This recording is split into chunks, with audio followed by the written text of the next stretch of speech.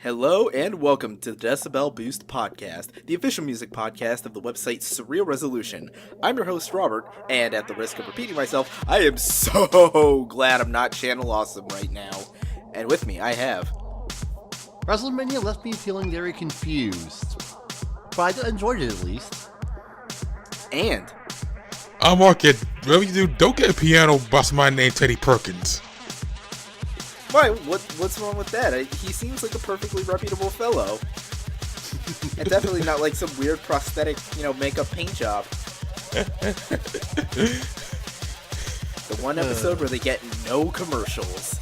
Man, I wish I was there to experience it in real time. I had to catch it on demand afterwards. Yeah, that shit was crazy. Yeah, FX is doing some good things. They even aired Deadpool uncensored.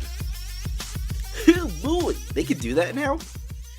Apparently so. Yeah. Because we live in the future. Yeah, apparently I know they air shot of Compton uncensored, or at least some are censored. But they've been, as the movies air, the way it's intended to be. Now, you say the future, but how far into the future? Are we talking 9009? That was a reference to Ballmasters.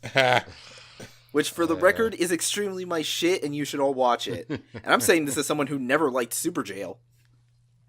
Oh, don't boo me, you fans. If anything, it'll be probably like the third best sports anime of the season. Wait, only third? Shit, I don't know, man. There's like 69 shows this season. I don't know how many of them are sports. Megalobox and a couple other, Major Second and a couple others. It's a lot of stuff. There's a lot of shit. I've already kept up with 10 or 11 and it feels like a lot. I know. I cover almost majority of them. I think I did 6 first impressions on one Saturday. That's wild, man.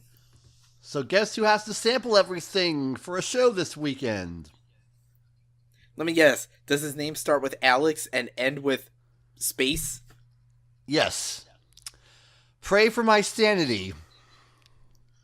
Okay, have fun with that. Hopefully the other guys at least follow suit so they can bounce stuff off you. We can only hope. 2 minutes later. Anyway, episode 76, and as usual, how the hell have you all been?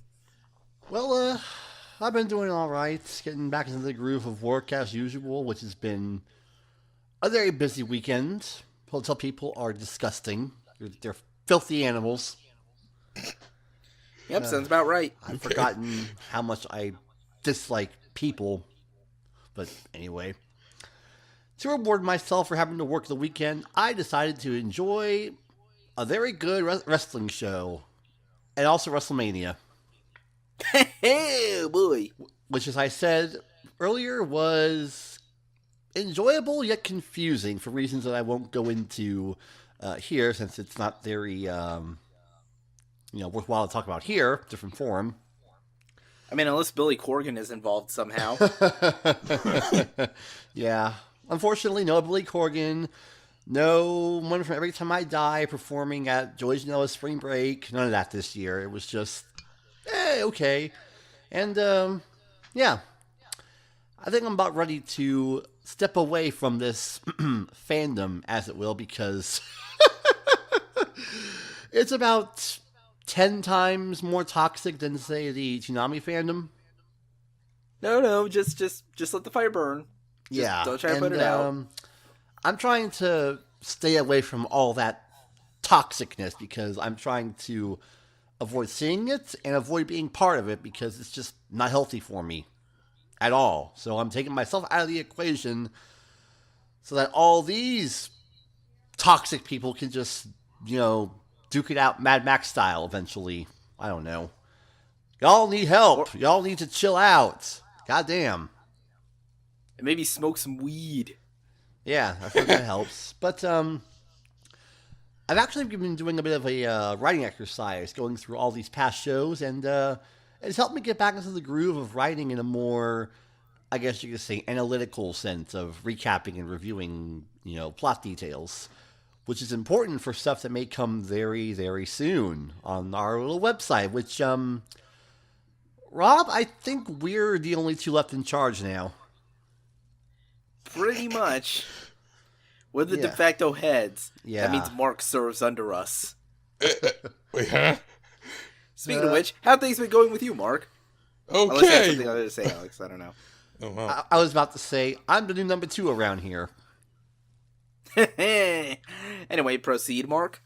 Wait, so if y'all the two head in charge, what the fuck that makes me? I'm that guy that just sits there. You're the talent. Oh. Yeah, we pay you in exposure. And memes. And maybe Bitcoin. Okay. Well, damn. And we won't have craft services at the anniversaries. Damn it. But yeah, well, my weekends, days past, like, it's been whatever. I've been busy with a lot of stuff, the anime season, and doing some of a review, which I'm not going to mention until later on. But yeah. Nice. Yeah, that's all that.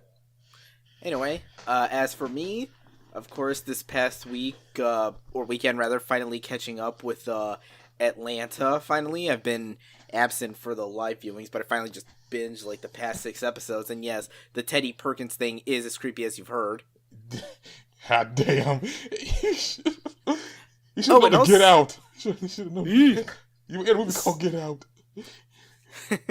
Yeah, and also, there was a concert that I went to this past weekend. Must be nice. There was it was at this place I hadn't heard of, but apparently it was a relatively new venue they opened up here called The Ground.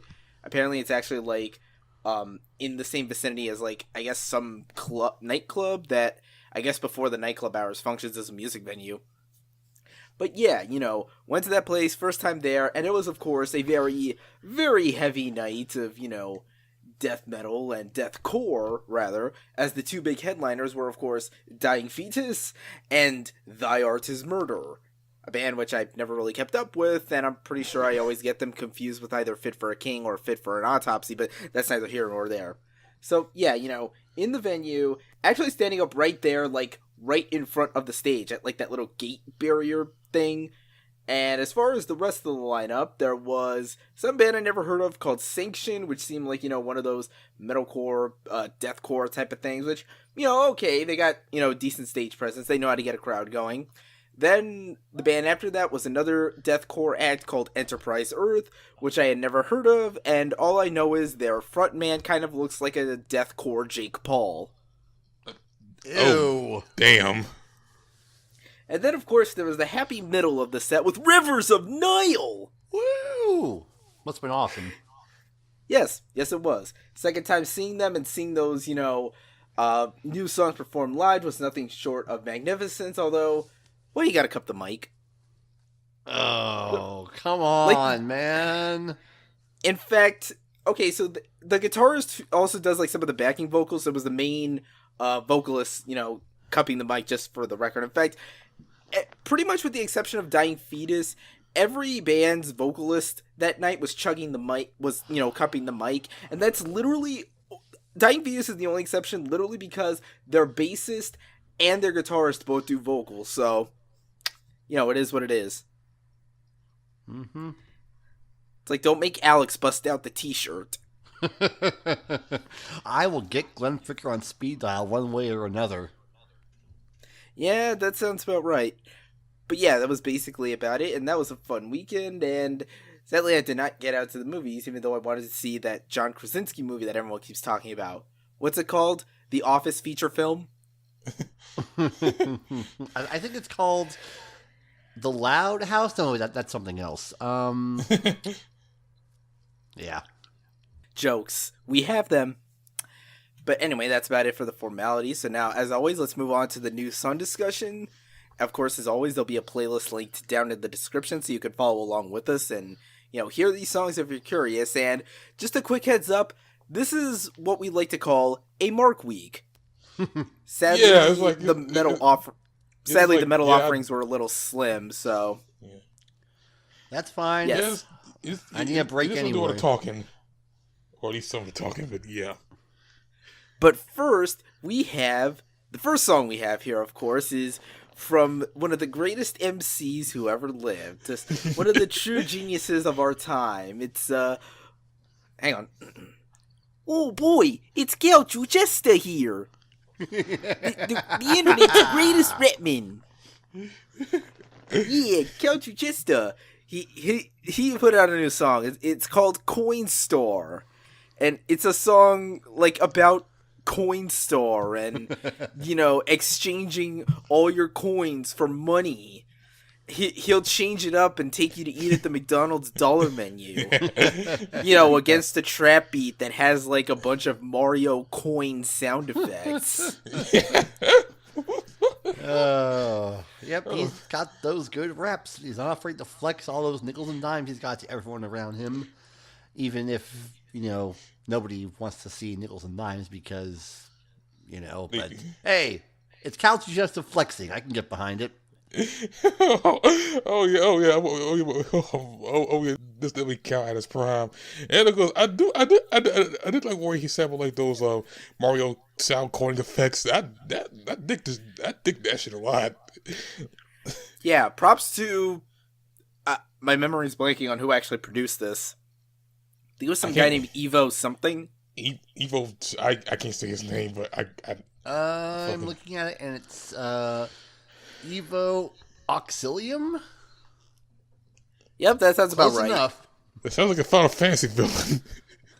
Maybe it is. Final Fantasy 15 DLC coming soon. But now let's actually move on to, music that is not a joke. Mark, care to take it away? So, alright. So remember last year, Calvin Harris released that project, which, unlike all the shit he's done, he did Funk Wave Bounces Volume 1, and that was actually which I found a very good album, was on my list. Well, going to this new track, I thought, yeah, this is the opposite of that. Yeah, he got this new track called One Kiss, features vocals from Dua Lipa. Yes, that's his real name. Yeah, that one chick. But yeah, this is the same shit that Calvin Harris is known for. He does this 90s kind of house shit he was doing with. I get that it's whatever, but I'm like, wow, this is sort of the reason why I wasn't into you that much in the first place. I'm looking at the Stereo Gun piece, and it's just like a cassette label serving as the covers, and it's odd. Like, of all of the things you could have used for your single cover, it had to be literally a cassette insert. Oh, yeah. But I guess you could say that kind of thing is acceptable in the 80s. I don't get it. Oh, that's like Calvin Harris's most famous song. How the hell am I supposed to know that? I don't pay attention to Calvin Harris. He just kind of goes in one ear and out the other, like every other fucking EDM producer. But I mean, same with the song here. I mean, Dua Lipa's vocal performance is nice, but the beat, aside from like, the cool synthy organ things, just kind of sounds like, again, any other EDM jam. It's just okay. Yeah, it's well. I know. Okay, look, I knew it was going back to that. We were about to what I heard from last year, but I just hope he didn't bend in that shit. I just hope whatever he releases next will be at least a lot more livelier, or at least maybe I'm a bit spoiled by Funk Wave Bounces, but Yeah, let's just pray for Volume 2 sometime soon. And anyway, moving on from that. Oh, look, it's CAMPFIRESONG song. This one courtesy of the one guy with the name Amine, or Amine. That guy. And apparently some other group called Injury Reserve. I think I've heard of that name somewhere. I have heard of them before. That is what I call somebody I should probably listen to on my long list of groups I should listen to eventually in the future. Oh, you got one of those too? Yeah. So they got this new joint on there called Campfire, and they got a while I saw they got this really like this low sounding beat with Amine doing his, I guess, I don't know, what's like flexing, but I don't know, but it sounds like a trap version of the Whisper song. Yeah, with that, and okay, most of the video is him and I think one of the injury reserve guys. It says his name, according to Genius anyway, is Richie with a T. Okay, with that guy. Yeah, they're all in pink and different color wigs. Meaning in a pink wig, he in a green wig, and they all run around the I'm guessing the outland or whatever the fuck they at. I mean, it ain't the woods, so it's okay. I was like, the video's kind of weird because it's like like a music video short film. It's like they're going around talking like trying to pronounce the word rural, as in country. That's what the fuck it means, rural or whatever the fuck they pronounce. But yeah, as for the song itself, the song's pretty fine. I mean, like I said, I have dug into a little Injured Reserve before, and maybe not much to get, not that deep to know about him. But the one guy that did the verse, I guess that's the only guy, is the green rig dude, Richie with a T. I guess he's pretty alright in there. I probably hear more from them. I know they released like an EP last year and an album the year before, and there's a lot of shitty. There's a lot of shittiness I need to go back to because I know I got them and Brockhampton, and I got to. I will say, Richie with a T gets probably the single best line in the song, and my fit on ET, yo shit on EBT. So when you try to flex, I'm like, what's your credit score? That was a good line. But other than that, the whole thing, like, I don't know, like, I'm still not sure I'm fully on board with Amine at some point.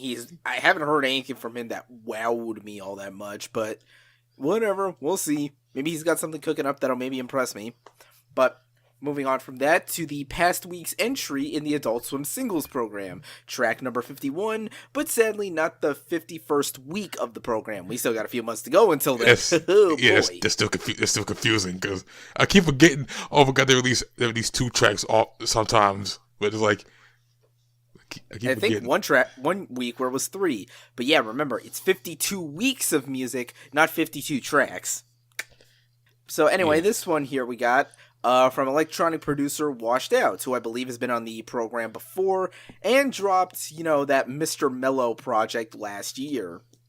And this is a song called Face Up, which compared to some of the sort of slightly upbeat, loungier dream vibes of, Mr. Mellow, this one's more like a relaxed, minimal 80s synth pop thing. The synths are very echoey, but light. The vocals are, of course, dreamy and reverberating. The light percussion, that the whole thing sounds like, the sensation of falling asleep in a sense. It's okay, I suppose. Okay, I've listened to this track a couple of times before. It's like, okay, like, this is pretty up to watch. It's a different thing for Watch Out, like they doing this, but it's sort of what they expect from them. It's a right track. I can definitely listen to it. I can listen to it like a couple of times, but yeah, it's pretty decent. And I got pretty much nothing else to say on that, so let's move on to A$AP Rocky again. Oh yeah.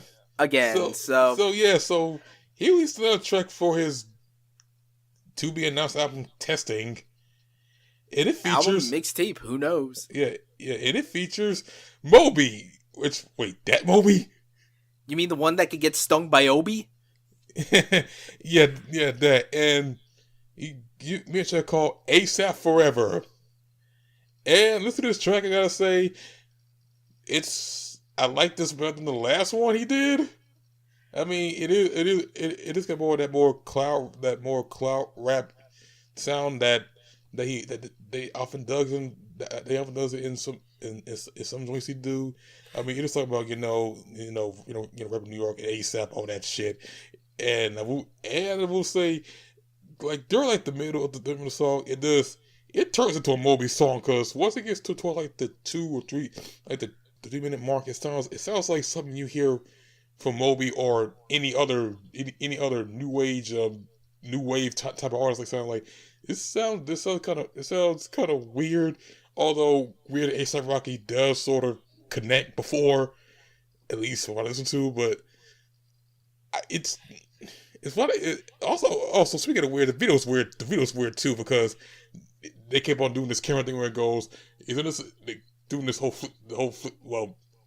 it looks like the commercials for the new season of Atlanta. Pretty much. It's that exact same camera trick where it's like, it's just kind of spinning in the air, and then every time it hits like, a possible spot of shadow, it then cuts and then just repeats that again. Yeah, keep doing that shit.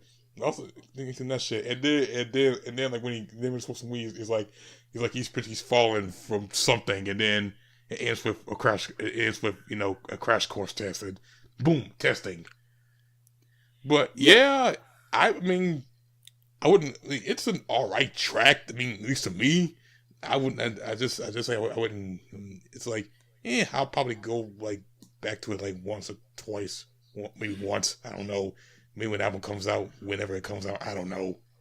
There it is. Naturally, Moby is the one who's carrying this song all the way.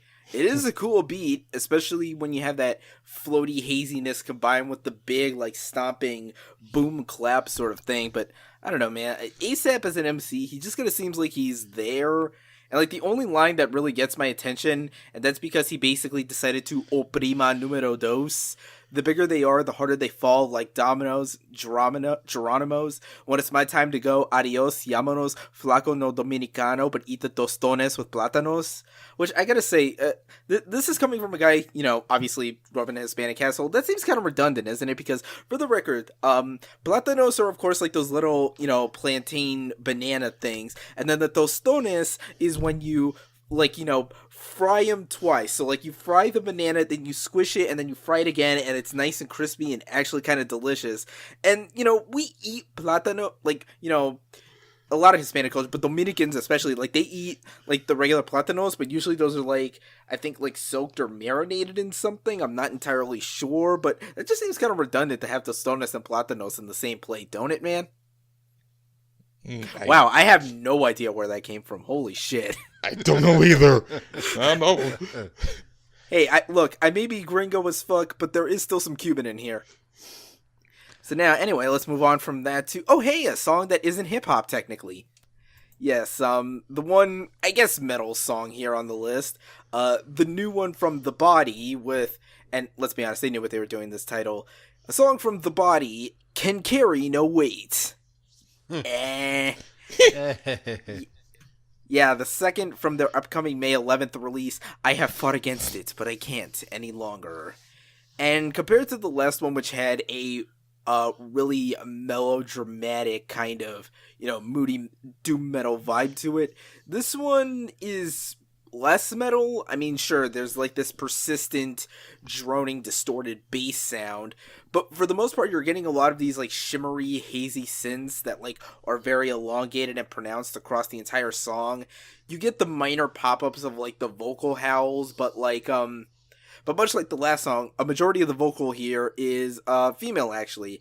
And just to correct something that maybe not correct, but I left it out the last time we talked about The Body, the vocalist on the song, on these past couple songs, is Kristen Hayter from a band called Lingua Ignota, who are apparently touring with The Body sometime in the next couple months, so sorry for leaving that information out. And her vocals are more clean. There isn't the harsh distortion screams or anything, and they're more ominously serene, so to speak. I think that's the best way you can sum up this song. Ominously serene. Wow, that sounds pretentious. I gave this a listen, and it's certainly noise, and it's staticky. That's it. That's all my notes. That's all my notes say. Yeah, obviously The Body seems like an acquired taste for some people. But that's we have to wait until the album comes out in about a month from now. So now let's move on to the next song here. A new one from Chromeo, who dropped 2 singles in the past and now have dropped the third one along with an album announcement proper. Their next album, Head Over Heels, due out June 15th, and this is a new single called Must Have Been, which does feature a very familiar face in the collaborative spot. That would be, of course, none other than Dram. There was no broccoli here. But yeah, Chromeo has a very, I think we mentioned, a very typical sound that you kind of know what to expect at this point. Pretty modernized version of like throwback soul, funk, R&B. The syncopated guitars, a lot of the harmonized, melodic vocals, aided by all sorts of things like auto-tune and talk boxes. And, of course, Dram in there too, because Dram is Dram. There's some keyboard stuff in there that's kind of minimal and like only pops up when, it's necessary to accentuate like certain parts. It's a kind of groovy thing. If you need some grooves, this, will do it for you. Okay, yeah, this is pretty groovy. Like, I never heard of Chromeo. At first I thought, who the fuck is this group? And like, okay. It sounds very, very, funk, very groovy, very funky. That I can sew graphs to, and yeah, I did like drama there too. It's decent. I can listen to it. Very much. Unlike. Oh, damn it! Okay, when like. If you have to go into a surgery or something, you're like, I really don't want to, and I know it's going to happen soon, and I'm just waiting for it to be over with. That's how I'm feeling with Shrem 3, the latest triple album project from Rae Sremmurd. It's due this month. We don't have a release date, but I'm just like, okay, just bring it here so we can get it over with. Yeah, but yeah, we have the latest single from this project. This one coming from the Slim Jimmy solo disc, Jim Tro. Jim Tro! It's a track called Chanel, which sadly has nothing to do with Frank Ocean's Chanel, and it features Pharrell. First thing I have to say, the chorus to the song is "Take her to Chanel 'cause she fine." It repeats 14 times in an individual chorus. There are 4 choruses. That means you will hear "Take her to Chanel 'cause she fine" 56 goddamn times. And then all of a sudden, I started getting Black Eyed Peas flashbacks. I'm a bee, I'm a bee, I'm a bee. Life is suffering, is it not? It is. Yikes. Okay, and of course, there's nothing here. Like, of course, like, the closest I get to any kind of interesting lyric, and that's only because of the usual Rae Sremmurd contradictory bullshit, is when Slim Jimmy says, "I don't give a damn about her sign, parentheses, fuck her sign. I kinda wanna know what's her sign." Of course. It's like, do these guys just throw out words? Is it just, like, free association that they don't pay attention to? And also, Pharrell, his performance on this thing is annoying as shit. Like, I feel like I should know the Pharrell vocal aesthetic by this point, but to be completely honest, it sounds like he's doing a bad impersonation of Teddy Perkins. Oh.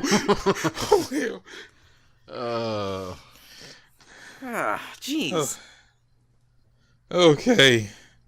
I'm gonna say this. Yeah, I don't fuck with this track. I don't. And Pharrell, why do you always say? Not say, but why are you gonna appear in basically a lot of basically shitty rappers' works? Like, I heard you that little Uzi Vert album before, and it's like, and then now with this, like, the song. Okay, this song just went in out my head. It's forgettable.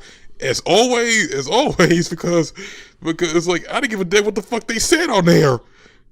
Like, is like, 1 minute I hear the chorus,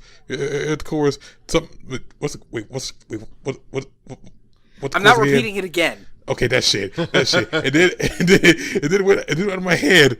It's like enough about it said, yeah, I don't care about this song. I'm moving on. I'm looking at the lyrics here on Genius, and a couple notes.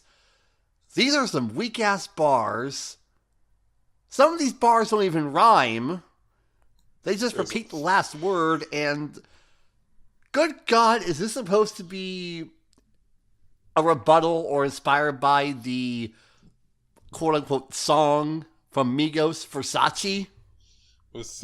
Oh shit. Yeah, Versace. Yeah. Like, no! Stop that! That is not good. That is not entertaining. That is not enlightening. That is not good writing.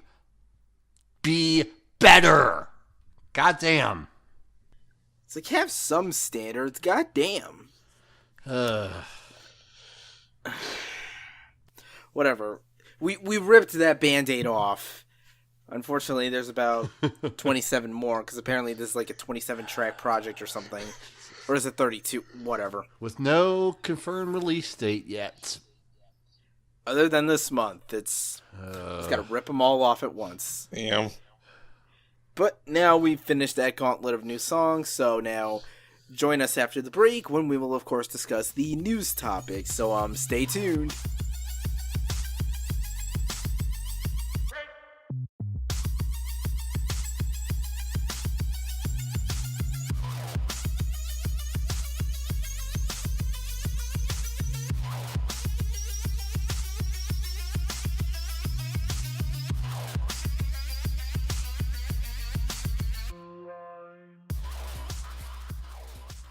And we are back. And sorry if this sounds like I'm impersonating Mr. Kyle Bossman here, but you know my favorite way to start off the news topics?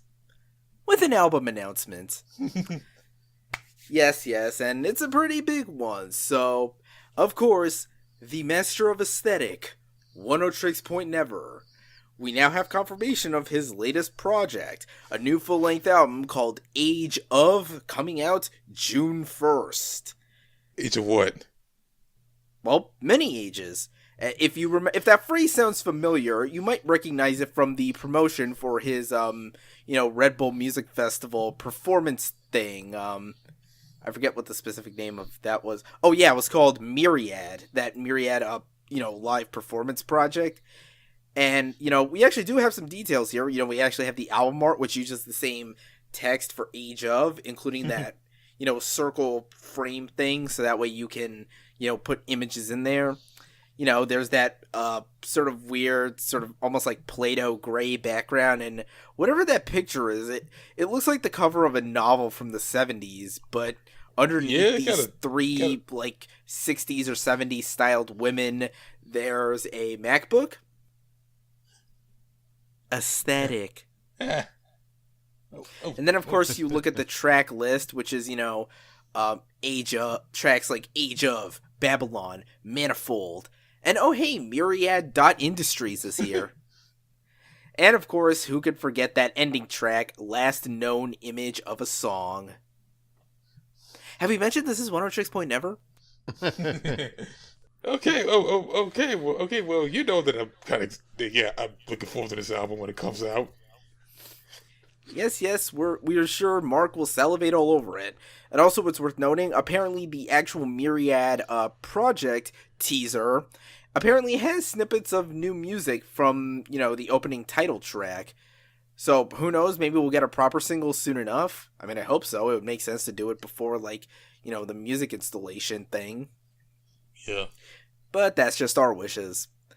Anyway, moving on from that to a story that Alex brought to our attention, so I will let him take over from here. Okay, so there's actually a bit of a prelude to this. April 1st was not only April Fool's Day, or Easter, or Toonami Adult Prank Day, is what I'm trying to say. It was also Fox Day for our favorite metal idols, Babymetal, which is said to have marked the beginning of something called Metal Resistance Episode 7. The Force Awakens? I don't know yet. But they put up a bit of an interesting teaser video that said only this. Until now, we have only experienced the light side, the legend of 3 metal spirits. An unknown dark side, a legend of 7 metal spirits, the chosen 7, exists. We don't know what that means. It could have something to do with them finding a new member of the Kami band, since their guitarist unfortunately passed away late last year. But that will remain to be seen. Worth noting, they're going to be touring the U.S. in May, and let me just see if I can get... Oh, fuck! God damn it, it's sold out in Charlotte! Ugh! Aw, poor Alex. Every fucking time! I try and save up because I don't have money, and sold out. Fuck! Well, see, the lesson here in Alex is that you need to learn to spend money that you don't have on things that you really, really want. Yeah, so I have to pay bills, for cable and, water and Patreon, which isn't a whole lot, but yeah, whatever. But, getting back on track, that wasn't the only thing that was teased by them, because Babymetal will be getting their own graphic novel. As reported by Anime News Network, shout out Lindsay Loveridge. Yes, thank you, Lindsay. Apocrypha, in relation to Fate Apocrypha, The Legend of Babymetal, will be coming out by publisher Z2 Comics. It will be illustrated by GMB Chuck. I'm sorry if I said that wrong. I don't know the name. And it will be made in collaboration with the producer, Babymetal, and the Hollywood production company Amuse Group USA. It will be released in October. And here's a little bit of a blurb for you. Discover the myth of the worldwide music sensation, Babymetal. Tasked with defeating the forces of darkness and division, the metal spirits must travel through a variety of eras of time, assuming different forms and identities. What we are seeing is not the Babymetal of the present, it's the original story based on Babymetal you've never heard before. The long-hidden metal spirits apocrypha of the metal resistance will emerge. Yes, I'm sold. Sounds like it'll be a fun time, whatever this myth actually is. Plus, aren't they working on, like, a cartoon or something? I heard. I think so. Last we talked about them, yeah, I think they are working on some animated project. Who knows? Could tie into this somehow. That would be cool. Though, I think the True Endgame is a proper anime series. Possibly. Now, where's that new album? Well, maybe that's what the teaser is supposed to be alluding to. You never know. We just have to wait and see. Where's episode 8? Well, when episode 8 comes, everybody's just going to complain about it. Oh, they changed too much. Now this band plays smooth jazz instead of gent. I'm mad. Yeah. Now they play Vaporwave. Oh, that would be cool as shit. Babymetal would finally be aesthetic. Like it isn't Get the already. Fiji water. Anyway, let's move on from that to our next story here. All about everyone's favorite subject, college. Or as we all know it, high school with microtransactions. Yes, in this case, New York University, where they are receiving a new course being taught by, of course, New York hip-hop legend Q-Tip of A Tribe Called Quest. He's joining the Clive Davis Institute of Recorded Music at NYU to help co-teach a course on, what else, the intersection of jazz and hip-hop. I wonder why. It's a mystery. But yes, according to the blurbs here, the class is apparently like 7 classes, at least in schedule, and it will, of course, discuss various artists like Public Enemy, The Roots, Lauryn Hill, and Kung Fu Kenny. Students will also receive in-class and out-of-class assignments under Q-Tip's mentorship that focus on performance, composition, and production. According to him, I couldn't be more excited to share with the students what I know, and I look forward to them also teaching me. Teaching is an exchange of sharing and receiving for all involved. Which, doesn't that sound like the monologue from an inspirational sports movie? Or like School of Rock or something? Yeah, it kind of does.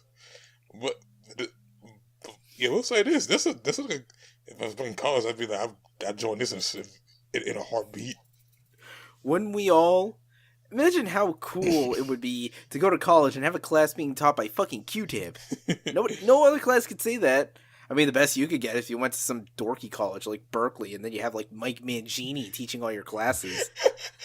Well, that would be cool. Yeah, if you're Alex. Prog dorks. Hey, you come back to me where you can do all those friggin' 1916 paradiddy diddles, okay? Okay. I told you, we don't diddle kids. Stop telling us about that. Anyway, so yeah, that's a quick one for all you NYU students out there. However many of you are listening to this, I don't fucking know. But now let's move on to a bit of an oddball here. Of course, if you're on the internet for any lengthy period of time, you're probably familiar with the Webby Awards. You know, vote for the best of the internet, one of those many internet voting show things. The 22nd annual iteration of this, and we're bringing this up because of one category in particular, the website's general music category. Now, of the nominees here are, of course, Complex, Big Sound Buzz, Song Exploder, LNWY, and something of an odd one out here, the Adult Swim Singles Program 2017 website is nominated here. Apparently, it looks like it's developed by, or I guess was, coded by some organization called Active Theory. Maybe that's someone that, like, Adult Swim hired to program the site, or they work in-house there. But either way, yes, apparently that, of all the parts of the Adult Swim website, and not even the Adult Swim website as a whole, but the single site somehow got nominated for this. Well, I mean, I'll say it's kind of a cool interface, at least. Yeah. When you're scrolling past songs and you see it, like, flow past all those weird neon-colored geometric shapes. oh, them shapes. Nobody said there'd be geometry. I feel lied to. But yeah, this is actually kind of cool, and hell, I'm curious if it wins, because DeMarco himself said that if this were to win a Webby, that it would actually, like, I guess be really good for the singles program. I mean, I guess they must be running a bit low on money, because for the first time in a couple years, they actually had to take a sponsorship. I forget what auto manufacturer it was, but yeah, I did see a singles program commercial. I think it's BMW or something. Yeah, something like that. That's because nobody buys music anymore. Except me, because I'm weird. Same here. So, yeah, apparently the voting, as of the time of this recording, still has 10 days and almost 6 hours left. So, let me check the calendar here. It looks like that'll be ending by possibly the 19th, I believe. Yeah, I think it's the 19th, or the 20th at the latest. Oh, no, wait, yeah, here it is. Voting is open until Thursday, April 19th. So, be sure to vote for that, and then vote for whatever the hell else is in the rest of these categories. There's a lot of them. I'm seeing a lot of cartoons, animated music videos, Mythbusters, Good Mythical Morning, Vicente Fox dissing Donald Trump, Terry Crews suffering through Hot Ones. Yeah, I'm just kind of looking at the auto scroll right here. Oh, and Cuphead. I think I saw Gorillas on one nomination. There's a lot of them. I can't go to all of them. Yeah, I'm gonna have to scroll back through once I'm done with this. So, anyway, moving on. Flashback. Sometime last year, I believe, we did a story where we covered one of the many business ventures of 2 Chainz, a tapas restaurant that he opened, I believe, in the Atlanta area that apparently had received a lot of negative reviews. Well, okay, I don't think it was negative reviews so much as he got BTFO'd by the fucking health inspectors. Yeah, that shit was nasty, man. Apparently it was like Kitchen Nightmares type shit. And if you saw the thumbnail for the link of this video, we are once again talking about a restaurant from a rapper. In this case, the latest business venture of Toronto's own Drake, a restaurant he opened up back in February called Pick 6. And for the record, 6 is spelled with the number 6. Yeah, figure that shit out. Get it? He's from the 6. But wouldn't that be Pick Bix? Because Dead joke, sorry. I don't fucking know, man. He said he was running through the 6 with his woes. You know how that shit goes? or something? I was trying to make a Six Flags joke, but whatever. Look, the point is here, all these names are jokes.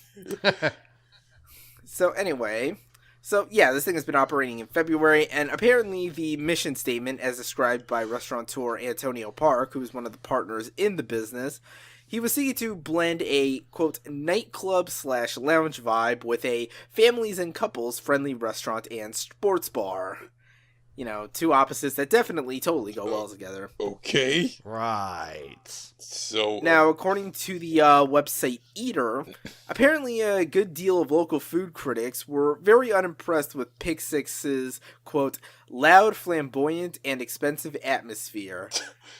Pretty much the general vibe was that, and again, we're quoting directly from Consequence of Sound here, if you weren't a VVIP, parentheses, yes, they have a VIP section, velvet ropes and all, quote, and this is a quote from Jason Chow of Globe and Mail, you get the feeling you don't matter. Damn. Yeah. So, according to Chow, just to recount an anecdote to highlight the clubbiness of the restaurant, while on a photo shoot for this column, the Globe and Mail's photographer was offered free booze and connections to Hollywood in exchange for taking a diner's new Tinder profile pic. Meanwhile, Drake quietly watched the Raptors game with a female companion and a burger in the VVIP room, surrounded by his security detail. Just a regular Tuesday night. On a Tuesday? Oh, damn it. I'm up 'cause I ate too much food. Also, apparently, according to him, there are a variety of odd garnishes on lots of dishes, noting that the chef, quote, needlessly adorns every piece of sushi with a dollop of caviar, bits of gold leaf, or a marinated konbu. Isn't that really konbu? I think it's some kind of Asian thing. I'm not entirely sure, because I only say Asian because there's a follow-up quote here from Toronto Star's Amy Pataky agreeing, saying, quote, the Asian fusion food was overpriced and problematic. She even said the bathroom, a, quote, hidden unadorned washroom with plain amenities, was a letdown. Then there's Yelp. Always fun when you get the Yelpers in here. Rip your steals when you need them. According to them, things aren't getting any better, because it has a 2.5-star rating with only 32 reviews, and common critiques from Yelpers call the staff snobby, rude, disrespectful, and non-hospitable. One reviewer even posted a video of her interaction with a disagreeable manager over a hair in their food. Oh, wow, so this is Kitchen Nightmares. Wow, interesting. Damn. So this thumbnail is even more justified. You two are going to find out what I'm talking about when the episode goes up. Hell, even the good reviews weren't great. Apparently, one customer said that they got the impression that the status quo patrons were encouraged to dine and leave, and apparently ketchup costs $2. Wait, what? That's assy. Wait, what? You mean fucking what? Wait, you mean a bottle of ketchup or the ketchup packets or maybe just like a little cup of ketchup? What? That shit for $2. $2. That's how much it costs for like a soda at a sit-down restaurant. Who the fuck pays that for ketchup? What the fuck kind of big baller are you that can't fucking afford to give out ketchup for free? Oh, Lord. God. All these stories about these hip-hop folks investing in restaurants, being restaurateurs, it doesn't go well. Guys, just do the Rick Ross route and just open some Wingstops. That seems to work out pretty well. Or, open a Dave & Buster's. They do good business. People like Dave & Buster's. I like Dave & Buster's. Just, wow. Yeah, wait. Does that the boss own a restaurant, or does he just go around and eat? I think he's the CEO of some Wingstops, I think. He's the, he owns Wingstops. He owns I don't know how many, but, he owns some. That's the thing. Yeah. He owns some. Is what I heard from him, but Yeah, at least doing shit right. So at least it don't cost no $2 for no fucking ketchup. What the fuck? That's like Mr. Krabs shit. Oh. And I feel like the only way we should cap it off here is with another quote from Miss Pataki saying, quote, Drake's pick 6 started at the bottom and stays there.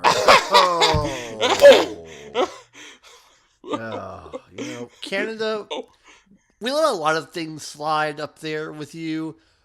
This isn't one of them. Come on, man. $2 for ketchup? Not cool. Yeah, like, we don't care how good the coffee at Tim Hortons is. Or how good your healthcare system is. But $2 for ketchup, that's where we draw the line. Yeah, so now let's move on from that to our last couple stories here. A couple of festival announcements.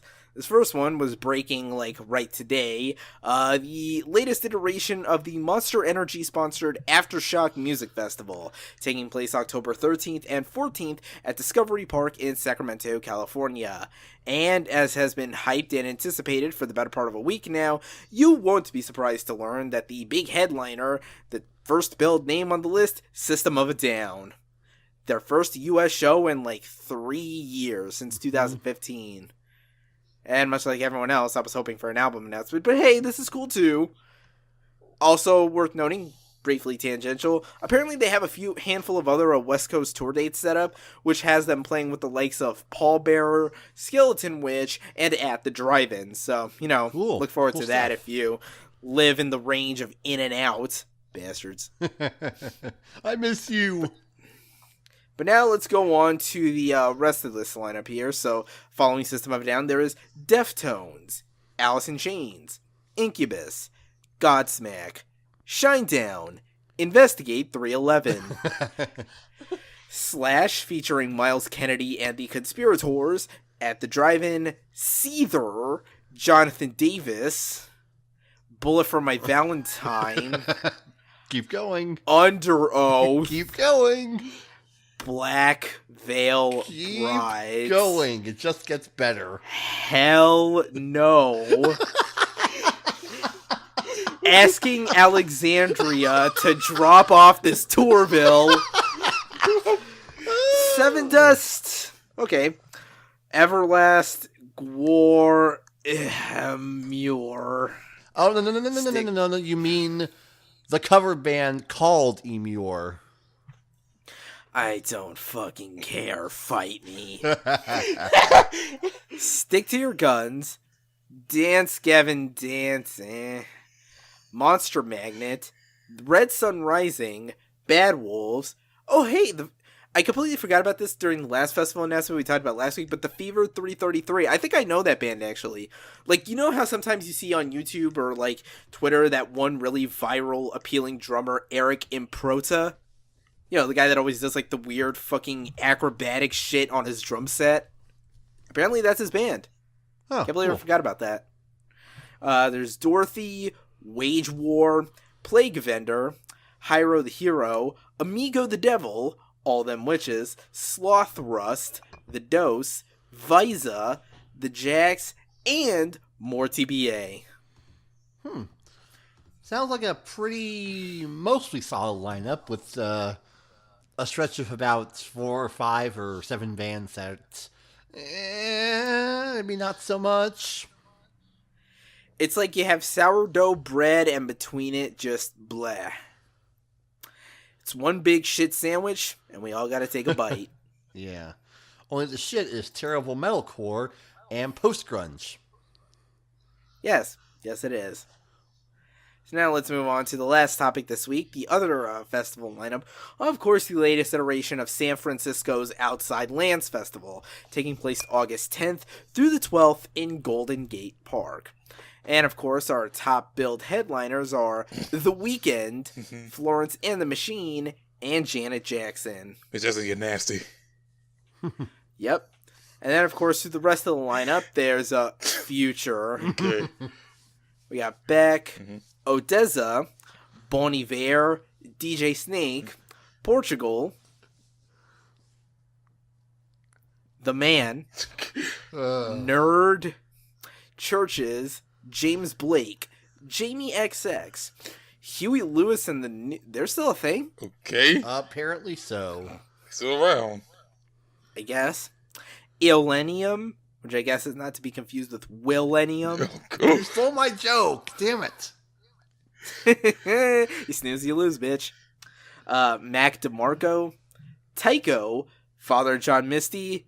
You're all sleeping on my girl, Carly Rae Jepsen. Chromeo, The Internet, Jesse Ware, Borns, Griffin, The Growlers, Tash Sultana. Oh, hey, it's SOBXRBE. Big Gigantic, Broken Social Scene, Rainbow Kitten Surprise. What is the surprise? Is it like Unikitty, that TV show? Yeah, go ahead. Go ahead. I said, which also theme song before my Babymetal. In case someone knew that. What? The theme song was for that show is for my Babymetal. I checked. Huh. Okay, then. Well, I mean, I guess that's to be expected. They did get Jeff Rosenstock to do Craig of the Creek, so... Oh, yeah. Obviously, Cartoon Network has cool music connections. Yeah, I guess so. Damn. Okay. Mm-hmm. Anyway, rest of the lineup, Daniel Caesar, Perfume Genius, Gold Link, Chicano Batman, Jesse Reyes, The Letters LP, not to be confused with LP, Rex Orange County, Sabrina Claudio, Margot Price, Kalela, Claptone, The Mountain Goats, Love, Lizzo, Wet Dan, Smoke Perp, Quinn XCII, Poolside, Bahamas, Kuko, Amen Dunes, Shannon and the Clams, Aquilo, Dermot Kennedy, Pale Waves, Tyler Childers, Lucy Dacus, Mickey Echo, Olivia O'Brien, and yeah, I have no idea who the fuck the rest of these people are. It's a bunch of names. I'm like, who the hell are these people? Yeah. What the hell is a Dick Stusso?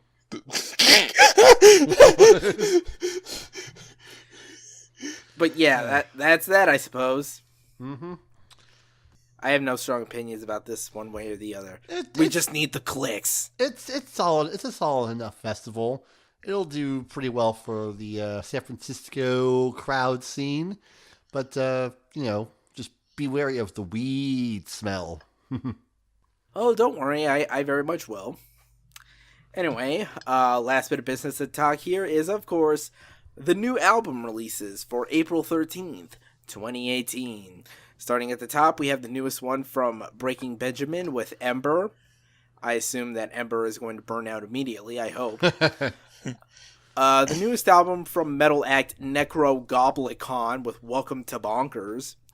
We have a new EP from Rotten Sound called Suffer to Abuse. A new live album from Behemoth called Messe Noir. The newest album from country musician Jason Aldean with Rearview Town. The newest project, a collaboration of Migos, Gucci Mane, and Lil Yachty with Glacier Boys. They got another project? What the... All three of them in one... Well, okay, hang on.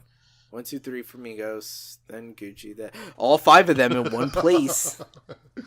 All it needs is some Halsey, and it'll be Mark's complete kryptonite. Oh. No, add Lil Uzi Vert too. It'll be his album of the year. Motherfucker. With special guest features from Triple X Tentacion. Oh, God. Oh, of course. Oh, boy, oh, boy, oh, boy.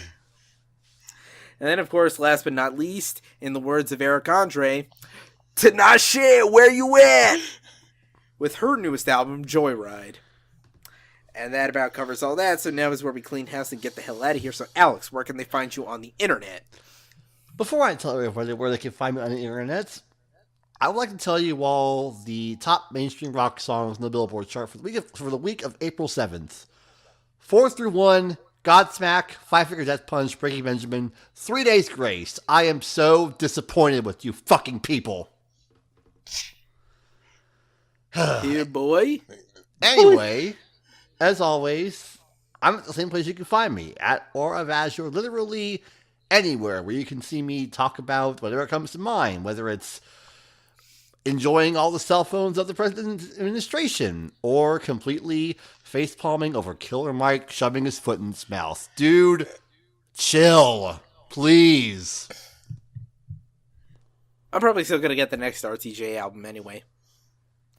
Anyway, Mark, what about you? Okay, as usual for me, on Twitter, Mac2HybridMedia, and of course on my site, the mine Hybrid1 at hybrid1.wordpress.com. Yes, I'm still covering anime what's coming this season. There's a lot of it. Hell, I think today, or at least Monday when it's recorded, I'm covering that Golden Kamuy show, which that damn CG bear. Scene interrupting bear. The Revenant. I am a man. Ow! Stupid bear. And now my cat's looking at me weird. Yep, sounds about right. As for me, you can find me on Twitter and Instagram and Curious Cat at Rob Barracuda. Email me, robert@surrealresolution.com if you have any questions, comments, concerns, memes, business things, so on and so forth. Be sure to subscribe to the podcast on Google Play and iTunes. Audio-only episodes go up every Wednesday. Video usually goes up by the weekend on the official YouTube channel of Surreal Resolution. Just search, subscribe, hit the bell tab so you're always notified as soon as that goes up. Be sure to follow the website on Twitter at SurrealReso, like us on Facebook, visit us www.surrealresolution.com. And of course, the podcast is on its own subdomain, decibelboost.surrealresolution.com. Listen to the past episodes there. Also check out Podcast Oneohtrix, where there will be a new episode this weekend. Yes, and we'll be covering the fucking Loaded as Balls spring season. It's going to be mental. Loaded as balls. And ball masters.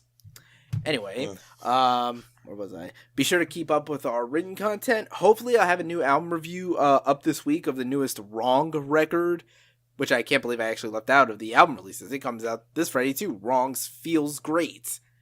It's a pretty cool album. I liked it, but you'll read about that soon enough. What else? Jump into the Discord chat if you ever want to dink it up with us and argue about food, anime, and manga opinions, or whatever the hell else you feel like fighting with us about. And of course, shout out to the producer, Mr. E, for graciously letting me use his music for this podcast. Links to his shit down in the description. Thank you for joining us this week. We'll see you again next time, and until then, wow, seriously, holy fuck, channel awesome, god damn. Woo, boy. Just, let it burn. It's still burning. It's burning a lot. It's just, okay, let's all step back. It's burning way too high now. I just flew off.